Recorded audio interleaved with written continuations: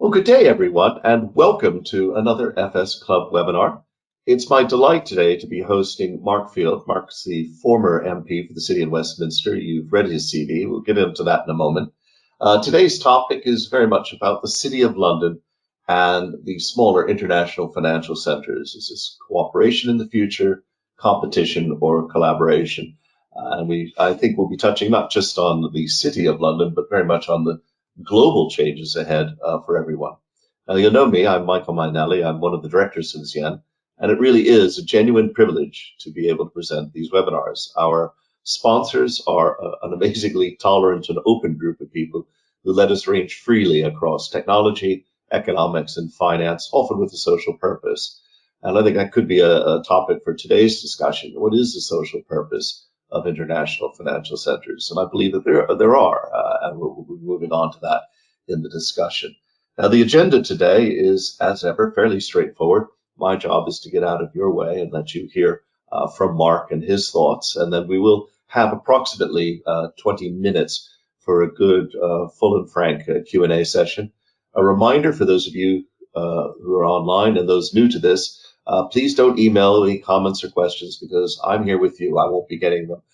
Send them through the GoToWebinar question facility on your little control panel, and I will feed those into a conversation with Mark.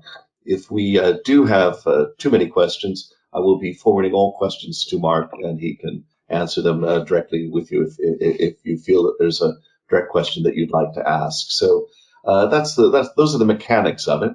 And just before we get started, Mark and I were chatting yesterday, and we thought, frankly, that it might be a bit of fun to have a little poll to kind of gauge how the audience feels. The poll today is really fairly straightforward. Really, over the next 5 years, choose one region only for London's financial diplomacy. Now, that's clearly not the way that we think, but if you had to choose one, what would it be? I'm going to launch the poll now. Fingers on buzzers, people. I know this is a very quick audience, but the poll is out there. We see people answering. Oh my gosh, wow. These are very quick on the buzzers out there, Mark. We've already got nearly half the audience has voted in 15 seconds. So, very good. Yeah, too many video games, I suspect. But I can leave the poll open another 5 seconds there. Okay, good. Just closing the poll now, and I will share the results. So really quite strongly in favor, Mark, there of focusing on Europe or the Anglosphere. So that gives you at least a taste of your audience. And let's see, perhaps we can ask the same poll at the end and see what people thought then. Anyway, Mark, the floor is yours. Michael, thank you very much indeed. Good day, everyone. Good morning here from London. Listen, I've clearly got some. We could talk a lot about Brexit, I guess, given the result of that particular poll. But maybe we'll leave that. I think many of you may know my views on this issue, that not unconnected with the fact that I'm not still a member of Parliament. But listen, any wistful thought that a quick dusting down of the old yellow and blue books from almost 3 decades ago in my days as a corporate lawyer with Freshfields would be of any regulatory or compliance utility, as I took on the non-executive chairmanship with Capital International Bank in the Isle of Man, were, I'm afraid, needless to say, quickly dispelled. The reintroduction I've had to corporate life over the last 9 months has been a crash course in providing support and feedback on the updating, design and implementation of policies and procedures to monitor risk and preventing all elements of financial crime. Naturally, having such a perspective and historical understanding is, as always, a cornerstone to providing dispassionate and independent advice. And this, I know, has also been central to the insights that my old friend, Alderman Professor Michael Mainelli, has always had at the heart of his long finance research. But I've known the ZN team for well over a decade, and their thought-provoking sense of perspective has helped me formulate distinctive views as a legislator and policymaker in the course of and in the aftermath of the last financial crisis. Because as we encounter a renewed populist wave of threats to financial orthodoxy, courtesy of modern monetary theory and the like, we shall doubtlessly be informed, I think, by a refreshed underpinning of macroeconomic orthodoxies and certainties from Michael and his team. Now, small international financial centres, the IFCs, have long been in the sight of such critics. So as the world moves on from social distancing, lockdowns, and the dark shadow of the pandemic, and whilst policymakers set out fresh thinking for the pressing task of paying down global debt in as equitable a manner as possible, the political attacks, in my view, on IFCs will only be renewed. Now, the bewilderingly swift change in sentiment over global trade cooperation will also fast impact on the environment that financial services work within. Much has already changed in tax havens over the past decade. Other initiatives will soon be in train. From another of my post-parliamentary roles as a senior advisor to the Cayman Islands Government Office here in London, we are ensuring a regime of transparency in public registers of beneficial ownership, whose implementation will rightly be coordinated internationally. Even now, however, there remains a fundamental lack of understanding of the IFC's functions and the benefits that they provide to the wider global community. Before the UK and our international partners look to develop further international standards on financial regulation, I believe it is critical that politicians and policymakers formulate and implement policy in an informed, consistent and balanced manner.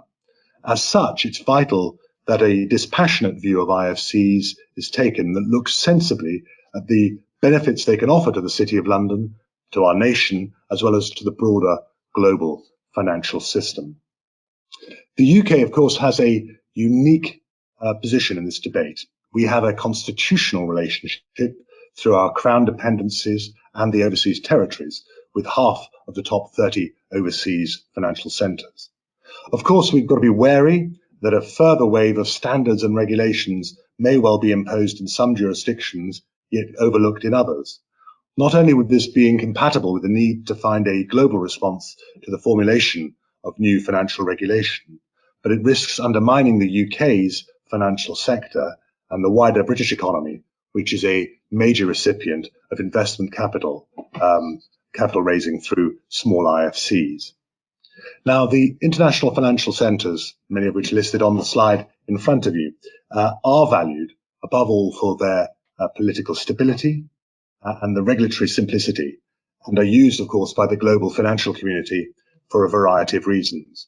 They include the benefit of a familiar legal system, of course. The ones close to our own hearts use English common law. But they also benefit from a very high quality of service providers, the ability to meet important investor requirements, such as the legal infrastructure to sell shares, a lack of foreign exchange controls that remove restrictions on the payment of dividends, of interest on dividends, of tax neutrality, not, of course, to be confused, as some commentators would have us, with tax evasion. But that tax neutrality enables investors from multiple jurisdictions to ensure they do not meet multiple layers of taxation as funds pass through the global financial system.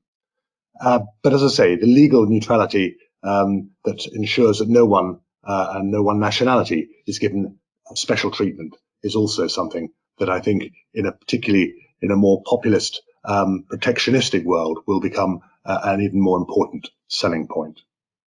It is for this reason that there has been this mutually beneficial relationship between the City of London and the three Crown dependencies and the overseas territories, demonstrated not only by massive capital flows between the two, which aids market liquidity and investment in the UK, but also by legal and constitutional similarities and the transfer of skilled professionals. To give just one statistic, and there are many that I know are close at hand, to give one idea of the scale of the capital flows, the UK banks had net financing from the three Crown dependencies, that's Jersey, Guernsey and the Isle of Man, totaling some 146 billion US dollars at the end of 2018.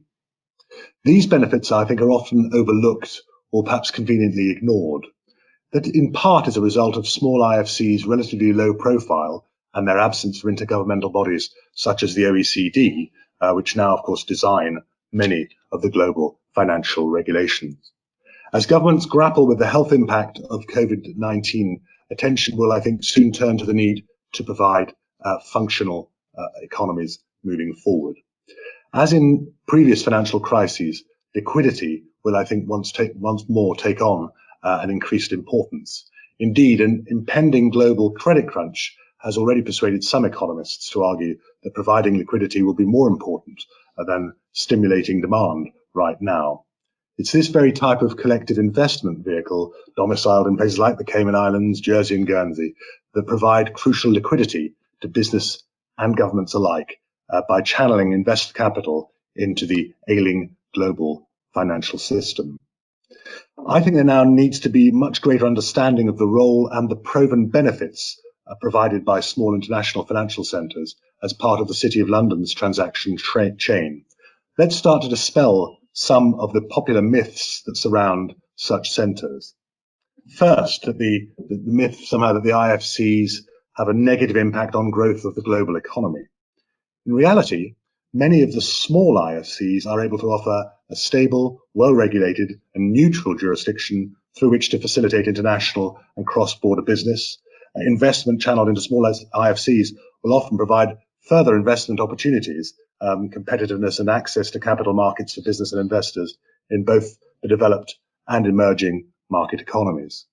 Those funds are largely accounted for by the upstreaming to the City of London head office of deposits collected by UK banks, including Lloyds, the Royal Bank of Scotland, Barclays, HSBC, Santander, and a number of building societies. In addition to aiding capital flows, expanding investment opportunities through offshore centres leads to increased domestic investment and employment, creating jobs both at the financial centre and in the domestic economy. I mean, for example, I was just looking through my own library at an old atlas dating to the late 1960s. The population of the Cayman Islands at that time was literally 8,500. It is up to 62,000 and rising at the moment, of whom actually about 26,000 are Cayman. Others, of course, are nationals working overseas. But it's worth remembering, too, that many of the domiciled funds from places such as Cayman or the Channel Islands are large-scale providers of social housing and sustainable finance products, even here in the UK. And whilst it is often said rather disapprovingly that the Cayman Islands owned company or originating company, those are often, as I say, playing a very important role in a lot of social projects. And of course, increasingly with an eye on what's happening in environmental and green finance, I think there'll be an important role continuing to be played. But IFCs also play an important role in developing and allocating capital efficiently. To this end, they act as an important financial intermediary which matches capital provided by savers in one country with the investment need of borrowers in another. Whilst this has, of course, led to concerns over round-tripping in which capital is recycled to an offshore centre in order to give it the appearance of foreign investment and attract more favourable tax treatment, the experience of both China and India throws this into doubt. Both countries have removed tax breaks for foreign investment during the past decade or so, yet have seen inward investment continue to soar. As a major net recipient of capital flows from small IFCs, it's likely that the UK corporate sector would suffer in the event that it finds it more difficult or indeed more expensive to access capital via international markets. A second myth that comes up regularly is that IFCs somehow played a part in causing the global financial crisis. Whilst it is convenient to blame far-off countries for causing any crisis, even those who work in the financial markets do not accept that the IFCs were any sort of cause of this. The UK Treasury Select Committee found conclusively after 2008-09 that the operation and our operation of Crown dependencies and overseas territories didn't contribute to global financial contagion. Indeed, others would have taken the opposite view and argue that the liquidity provided from small IFCs was a significant positive to the UK during the last financial crisis and a contributory factor to our relatively smooth transition towards recovery thereafter. As I've already mentioned, this may well be put to the test again in the near future. Thirdly, it is suggested that IFCs engage in harmful tax practices. In my view, concerns about the UK's tax base being stripped by unfair competition have always been overstated. It's clear that as we leave the EU, any further policy initiatives in this need to protect the important principle of tax sovereignty. Ironically, of course, at the very moment that the UK has drawn stumps on EU membership, it is the EU Commission that has introduced its tax blacklist project designed to impose EU tax policies on over 60 sovereign nations across the world, not just tax havens, dare I say, but countries from the UAE to South Korea are included.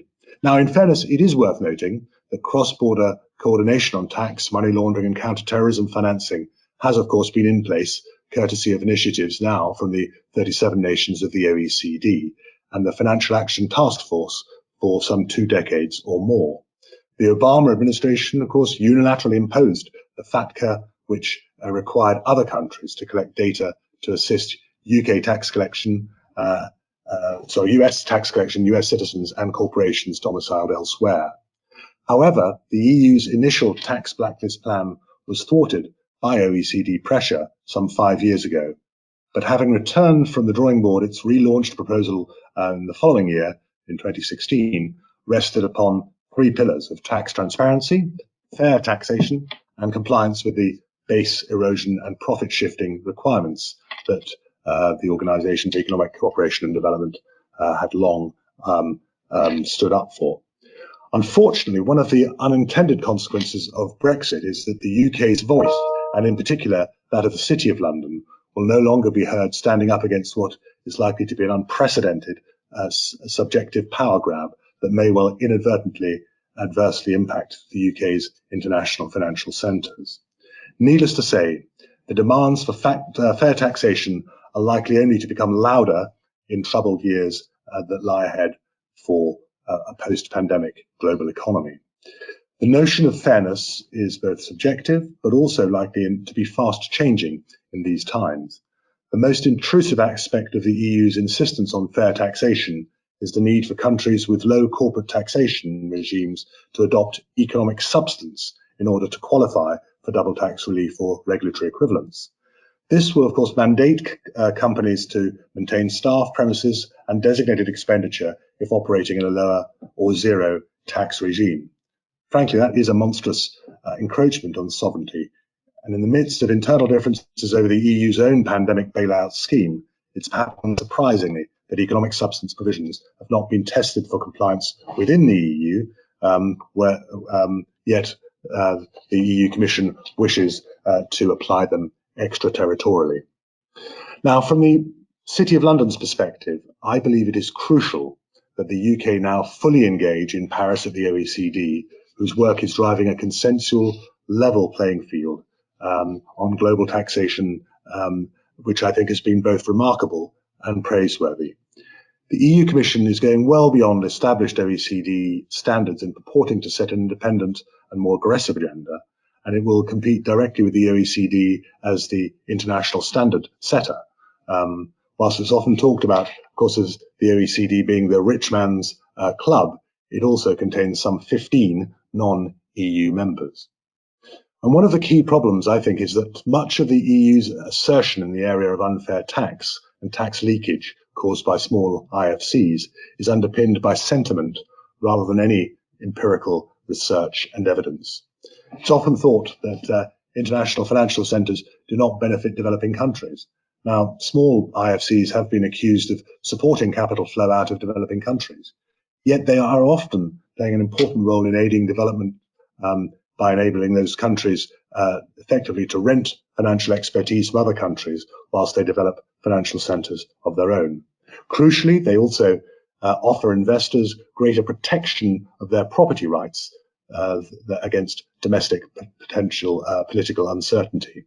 It's no exaggeration also to say that without smaller offshore financial centres, many developing countries would not secure key funding for project finance, which makes a substantial contribution to the improved lives of many of the most vulnerable global citizens.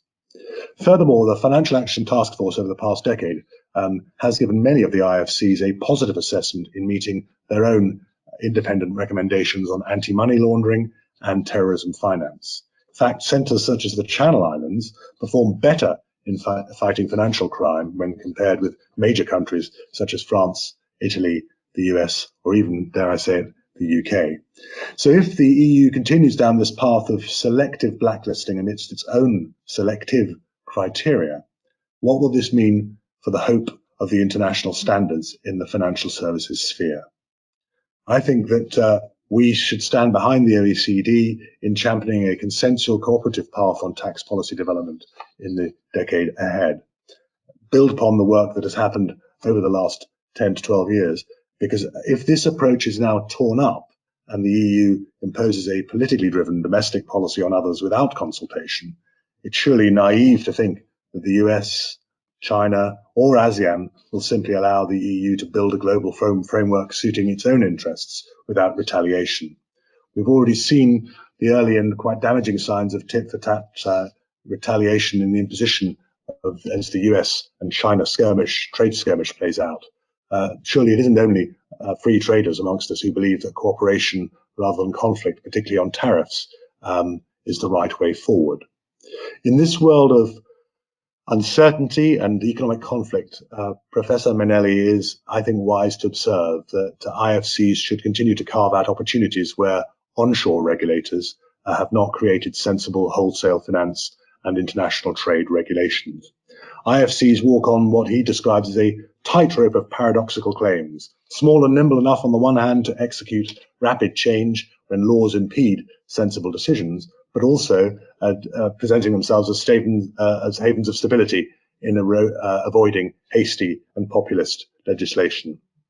If I could end, if I may, just with some observations of my own in a speech I made in Parliament almost exactly a decade ago, back in July of 2010. Whilst it's inevitable that governments will attempt to prevent further financial crises occurring, and that this will inevitably result in the development of global standards, it is also critical that politicians and policymakers do not depart from the need to formulate and implement policy in an informed, consistent, and balanced manner. When it comes to our own naked self-interest, it would be foolish of the UK to ignore the proven benefits provided by small international financial centres as part of the City of London's world-class operations. Thank you. Mark, well, that was absolutely fascinating, and thank you so much for keeping to time as well, which gives us plenty of time for questions. We've got quite a few comments already. Again, please do send your comments or questions in quickly. We've got 50 people online, so a bit of time here. Well, I'll kick off, actually. We've got somebody out in the Channel Islands, a regular listener, viewer, Bob McDowell. Bob points out that the IFCs do not have liquidity and therefore require collaboration with major financial centres like London. And he's curious, do you think that more regulatory collaboration with the UK is necessary? Will this emerge post-Brexit as crown dependencies financially and economically align themselves with the UK? Well, I hope so. I mean, obviously, we are in very uncertain times. We are, as I say, touched on it, we're in a world where populism, but also protectionism, may become much more of a watchword. And I take the view, I've always taken the view that whether it's crown dependencies or overseas territories, they are part of the UK family. I know not technically, I'll be shouted down from Jersey or Guernsey very quickly. Not technically part of the UK, but I think you know what I mean. But part of the broader family, not least because of all the issues that I've referred to, the idea of the rule of law and a reliable legal system of tax neutrality and the like. And I personally think that we need to make sure that we find ways of working closely together. The regulatory framework is going to be one where we're going to have, as I say, let's say we're leaving the European Union. Clearly, we're not going to be at the table in that regard. But I do think we need to try and work towards international norms. And I think one of the dangers with running down a task very quickly of bringing new compliance and regulation on board here is that we will actually disadvantage our own markets.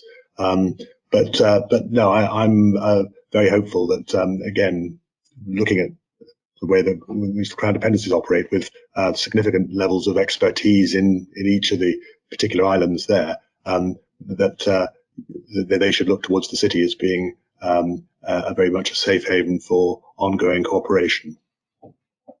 Bob raises an interesting point here in a lot of ways, and you focused, and I think quite rightly, on tax neutrality, Mark. It is that neutrality element, and I find it difficult often to explain to people who have been listening to like Nicholas Shaxson and others who sort of rail about tax in one sense. The truth is, IFCs make international business much easier by simplifying and allowing bilateral arrangements. And there are some timing differences in tax. I certainly see that, but by and large, they're not tax evasion elements. Now, we also would see a situation developing where, take for example, digital taxation of the FANGs and things like that. So we're seeing governments out doing this all over the place. We've also, of course, seen this enormous, effectively, taxation will rise in almost every country around the world due to COVID, but it will also rise in the IFCs. And Bob is sort of curious here. Do you think the tax advantages of crown dependencies and overseas territories are likely to come under pressure as they too have to strive and revive post-COVID-19? So they've traditionally been pretty good about keeping local taxation and the international business separate. What do you think? Well, I mean, obviously, time will tell. I mean, clearly, the business models of any of the IFCs goes back to your point that I quoted from in my speech, Michael. On the one hand, they say, well, listen, we're nimble enough to be able to adapt very quickly, but equally, they would regard themselves as being bastions of some sort of certainty. But I think Bob makes a good point, which is, and we are in uncertain waters as to whether some of the tax, whether it's 0, 10, whether it's not having particular taxes, will be sustainable given the state of the balance sheets, even within many of the IFCs that are there, and how that will play out in the post-pandemic world. But yes, we are going to see clearly more of a tax burden. But I think the issue of tax neutrality is important, and as you rightly say, having double tax agreements and being able to have those in a very simplistic way assists the flow of global trade and global finance. Now, if one of the long-term impacts of this pandemic is we'll get much more inward looking, I think that's a very undesirable state of affairs. But I'm well aware, as you are, Michael, from the history of the City of London. The city was the world global capital for finance up until the calamity of August 1914. We went into the First World War. And the irony really was it was actually withholding taxes from the Kennedy administration back in the 1960s that began the unraveling of that, because of that withholding tax, you had a euro bond and euro dollar markets emerged. And then, of course, Big Bang in 1986. And I was at university in 86. I didn't leave university till 87. So all of my life, and I'm 56 in a few weeks' time, all of my life I've known, London as a big international financial center. But in many ways, Big Bang accelerated those threads that had emerged from the early 60s onwards. But for 50 years, ultimately, the city was really a UK financial center. The global importance that was attached to all those institutions had collapsed as a result of the First World War. And I hope that historians will think very carefully about the implications, not just for the city, but actually for global trade, if, as a result of the pandemic, we decide to go down a much more, or a much less international, but a much more parochial approach towards financing. And above all, I think at a time and on the very day, in fact, in which my old department, the Foreign Office, is merging with our development department, we rightly look upon the importance of being able to provide a lot of opportunity for some of the poorest citizens across the globe. And they will be the ones who will lose out most if that sense of internationalization that we have perhaps taken for granted is undermined.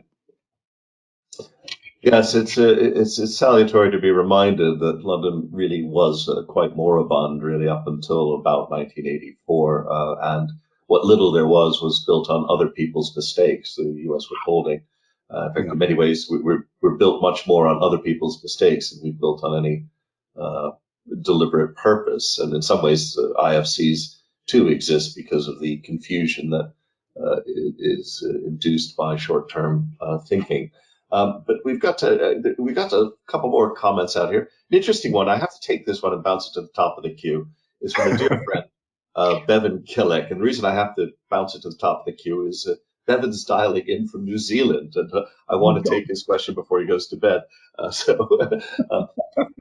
it's very much in line with your point here about internationalism. How do you rate the significance, Mark, of the CANS UK initiative, bringing greater collaboration between the UK, Canada, Australia, and New Zealand? Obviously, I feel positive about it. I should say to Bevan, I've up until 2 years ago, I'd never been to New Zealand, and I had 2 visits there as a minister. So I got out to the Northland up in Waukegan, and went down to South Island and Nelson. So it's a beautiful place, but it is a hell of a schlep to get to, as you know, and being either 11 or 13 hours ahead of us makes it difficult at the best of times. Listen, of course, I feel positive about the implications of working together. It goes back to the initial question about strengthening the relation with the Anglosphere. I also think that, clearly insofar as we are moving into a world, which, to be honest, I would slightly regret. I don't see China as being the big enemy, but if we're moving into a world which looks as though we increasingly are of a trade war, but also a Cold War with China in place, it's very clear that the relationship that we have with New Zealand, with Australia, the Five Eyes relationship that takes in the US and Canada will be important, not just in security terms, but increasingly in trading terms. And I was very aware from the conversations that I had with my counterparts in both Australia and in New Zealand, that obviously the strength of China increasingly economically, diplomatically and militarily, particularly around the Pacific Islands, where a huge amount of investment goes into place, was one that we all needed to recognise was something that we had to work together on. And so the Five Eyes relationship is important. Obviously, as we leave the European Union, I think it's also right for us to recall, just how calamitous that was, the captive markets that New Zealand had for their agriculture, that put New Zealand into a recession for the best part of the second half of the 1970s.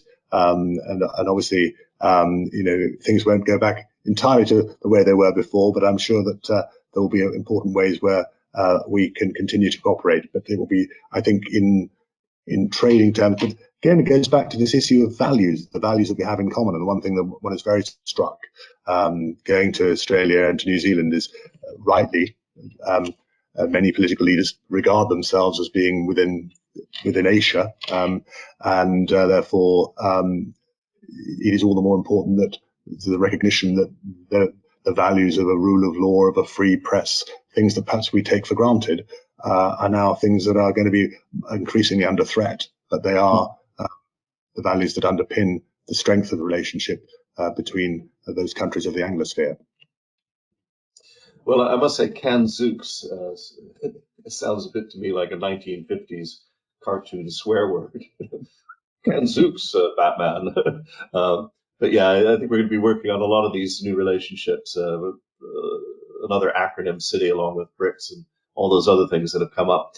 So speaking of funny words, Tim Connell, Professor Connell, who's done quite a bit of work with Long Finance on corruption, has a question here. How can IFCs protect themselves from the spin dryer technique of whizzing illegal funds around the world in order to hide their source?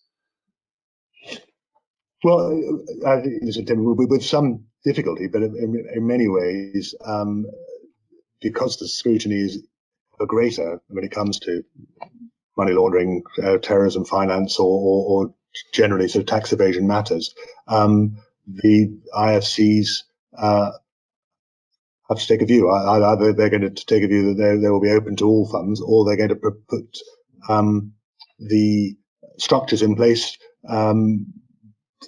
structures that will be independently assessed and monitored to ensure that is not the case. And going back again to what I was saying earlier on, and one of the things I've been very struck by in a role now as a non-executive chairman of a couple of companies is a realization of just how, particularly where technology is an integral part of the business offering, just how robust those protections are. But in many ways, as you say, you're as strong as your weakest link, and therefore it is all the more important that the particular IFCs are able to provide that level of comfort, but that means sort of being very much ahead of the game in a way that I think a number of international financial centres have proven themselves to be in many of these areas.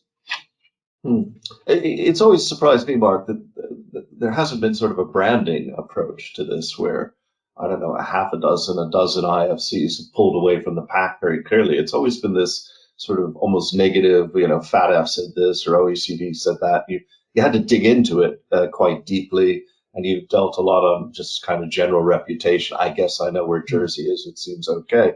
But we've never really seen this hard crust of kind of good IFCs emerge. Do you think that might happen post-COVID?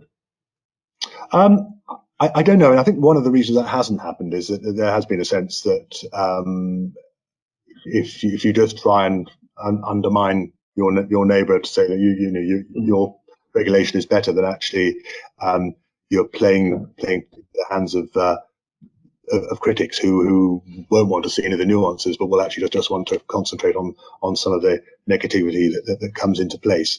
I think what may happen post-COVID is not so much having a branding or having a Premier League and a second and third tier in quite that way, but I think where there will be some strength of cooperation in particular sectors. So, for example, whether it's the gaming sector, which again comes with a certain amount of controversy and is by no means exclusively at the IFC level, but obviously a number of IFCs have got some strength in that area.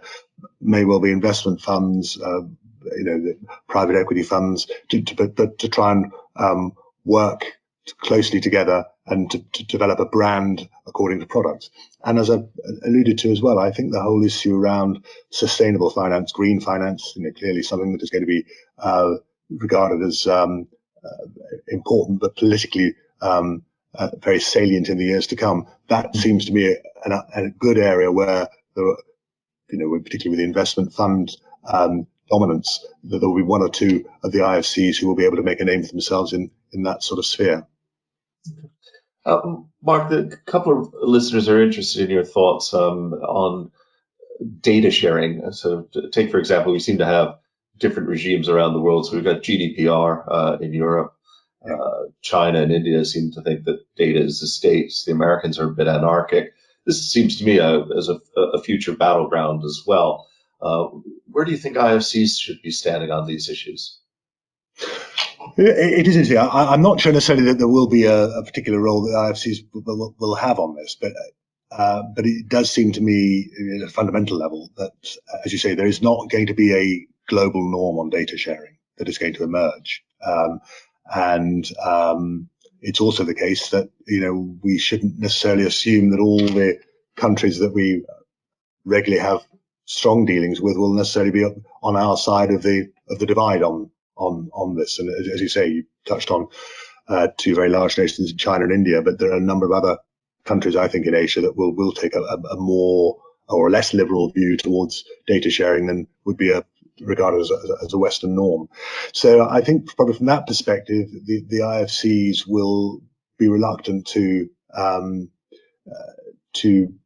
be seen to side with one or any other as far as data sharing is concerned. But the whole issues around big data, I agree with you. I think it's one of the biggest issues that we face, both for public confidence, but also I think the risk is we put into place a set of norms, or we regard as norms, and also the tax treatment of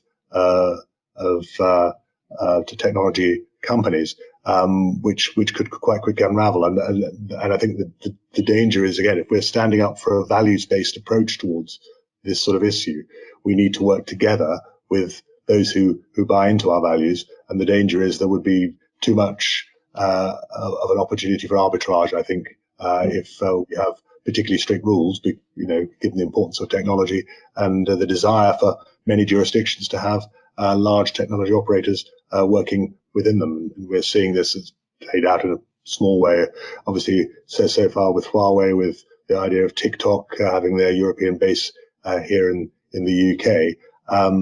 I understand many of the criticisms that are being put forward by elements within my party, but equally, it is, I think, important that we, as far as possible, try to engage China in as many ways as we can. And I think part of diplomacy is to find areas where there is at least common thinking or common understanding about some of the dangers, whether it's terrorism financing, illegal wildlife trade, climate change, and try and build up a body of trust, as opposed to just look upon this as being a problem and try and block off any sort of engagement. Ranil Pereira points out that many financial firms locate in London because from London they're able to passport, i.e. offer financial services throughout the EU without applying for authorization in those countries. EU financial centres which have sought to wrest from London its position as the world's leading financial centre are likely to resist allowing passporting post-Brexit. What can be done to allow London to continue to be the world's leading financial centre? This, of course, is the nub of the problem, as you say, the lack of passporting for understandable reasons. And I guess one level, one of the interesting things that's happened in the last 4 years since the Brexit vote is that no single mainland European jurisdiction has been able to move rapidly ahead, be seen as the rival to London in many ways. The critical mass that London has is something we still shouldn't underestimate, a place in which people like to work.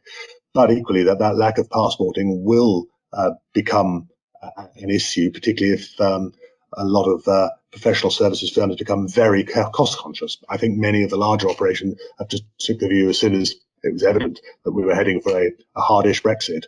The view was, right, okay, that's part of the cost of doing business in London. We will have a London base. We will have obviously some sort of operation also within the EU 27 area. That may not be a luxury that London can rely upon going forward. So I think it is going to be fairly problematic. That said, again, we will inevitably want to work together to ensure that ongoing compliance and regulation in the broader financial and professional services sphere remains fairly well aligned. And my instinct has always been that the reality of that situation, given the importance of London as a financial and a capital market centre for the rest of the EU, is that sort of de facto we will have a seat at the table, even if we're not actually out in Brussels, but the work will be done at senior level to try and ensure that there is an ongoing level of equivalence. But again, we run the risk of the desire, particularly in new sectors that emerge, for arbitrage, which will make that much more difficult for London. Mark, you didn't say where you came down on where we should focus over the next 5 years, whether it was North America, China, Europe, the Anglosphere, or Africa and South America. Listen, I'll tick it out and say, all the above. Listen, I was a minister for Asia, and I saw the opportunities that are there. Particularly, actually, Australia and New Zealand was also part of that. I had a broader Asia patch, but also looking at countries such as Japan and South Korea feeling threatened in the world that was going to emerge, and within ASEAN. I mean, you look at the countries of ASEAN. Indonesia has over 250 million people. Looking at the rapid advance in growth of Vietnam, of a country of 95 million, Malaysia comes with all sorts of political and other issues that are there. But even the Philippines, 105 million people, it's been growing at a fair old clip. And I know from many technology companies that the Philippines is regarded as a fairly good safe haven to have back office staff working there from. So, I want us to have an eye on the world outside. I always used to say as a minister, perhaps it was wishful thinking as well, that we needed to have, if the trade agreement that we hopefully will do with the EU as we exit will be the single most important trade agreement that we do. So I understand why 32% of people at the outset looked upon Europe as being an important sector to go forward. But I have a sense that in the broader sense, looking at the Anglosphere and Asia is going to be the real focus, I think, and where the tremendous big opportunities will arise in the years to come. Well, I can't do anything other than agree with you wholeheartedly that it's about treating all comers fairly. We're frequently asked, given the global financial centers and other indices, what one thing, and there is no one thing, but if there is, it's that notion that all comers are treated fairly and this need to branch out internationally. Now, Mark, I teased you and warned you that I might pull this up. This was a concluding slide from a seminar, a symposium that we held at Gresham College back in 2014, March 2014. And I think it's interesting because maybe you might want to comment at the end, but we agreed even then secrecy and tax evasion were certainly not on the cards. What we were really about was that simplicity of tax neutrality and this idea of wealth protection. And we said then we thought that IFCs ought to be doing more to work together to sell things like the importance of tax competition. It's not a bad thing. It's how we keep governments out of control. You may not remember, but one of the musings of that particular symposium was in the sense the UK, too large a country with 65 billion to hold an IFC because the populism of politics tends to run over the long-term interests of the nation in having an important independent-ish international sector where there is stability. Anyway, your closing thoughts, sir. Yeah, no, it's very, very kind. It's been lovely to be here with you, and I hope that it's been an interesting webinar for those who have linked themselves in. One thing we've seen from the 6.5 years ago when we discussed this last is that the debate continues there, and one has to be very alert to, and going back to this idea of being nimble to recognise change that is in place. But I'm a great believer that competition in the broader sense is a good thing for the global economy. It's good because it provides choice, something that, again, many millions, many billions of people don't have in their day-to-day life. Providing that choice and competition is important. The idea that tax competition somehow is wrong at the same time, if milk producers got together to sort out the price of milk, there would be they'd have the book thrown at them by competition authorities and cartels. But why we should have essentially a global cartel on tax doesn't seem a sensible way forward. So I think there is a strong ethical case and a moral case that we will need to redouble our efforts to make in the teeth of what I think will be some quite strong populist opposition that will come sometimes, I'm afraid, from unexpected quarters, particularly government quarters, and hopefully we will be able to make that case, and that the IFCs will continue to thrive and diverge and to adapt in the years to come. Well, we've come to the end of time, which I always note when people start sending thank yous and compliments to you, which I shall forward. I just have 3 quick thanks to give, if I may. Firstly, again, to our sponsors. As you can see, a wide range of sponsors from around the world, including many financial centers. And it's extremely kind of you to allow us to talk freely and openly on so many subjects. I'd like to thank as well the audience, as ever, an engaged and interested audience, and thank you for coming. Just a reminder that we've got a couple of things heading up, not least tomorrow. We're going to be looking at equity used to replace a portion of an employee's salary. Next week, we'll be focusing on a financial center, which is going to be interesting. That's the Turks and Caicos. So I would encourage you to come and hear it sort of from the sales side of what it's like, what's going on. And quite intriguingly, the Turks and Caicos, for those of you who haven't kept track of it, has rocketed over the last 5 years as an IFC. So a lot coming ahead. And then we'll be looking as well at the EU in general with David Doyle on regulation and recovery and EU financial services. So a lot coming forward. But Mark, it remains really for me to thank you.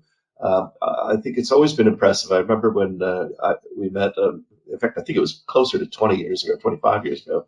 But let's not go there. But I do remember when you came out with your first book, I was like, oh gosh, another politician's book. And what you had genuinely done was to scrape up your speeches in the House and plump them into a book. And it read not only extraordinarily well, but was enormously prescient. I mean, particularly, for example, about Brexit some 15 years ago. So I was seriously impressed. And it's a delight to have a thinking politician, now businessman, here today. And we hope to have you in the future. Unfortunately, in these days of COVID, I am unable to open up for wide and rapturous applause, but I do have my Korean karmic clapper here. And so on behalf of the audience, I shall thank you. And looking forward to perhaps having you again. Thank you, Mark. Very kind of you. Thank you. Thank you, everyone. Bye-bye.